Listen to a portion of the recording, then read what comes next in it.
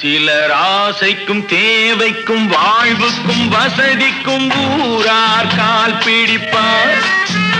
ஒரு மானமில்லை அதில் ஈனமில்லை, அவர் எப்போதும் வால் பிடிப்பார். எதிர்காலம் வரும் என் கடமை வரும், இந்த கூட்டத்தின் ஆட்டத்தை ஒழிப்பேன். பொது நீதியிலே புது பாதையிலே வரும் நல்லோர் முகத்திலே விழிப்பேன். வரும் நல்லோர் முகத்திலே விழிப்பேன்.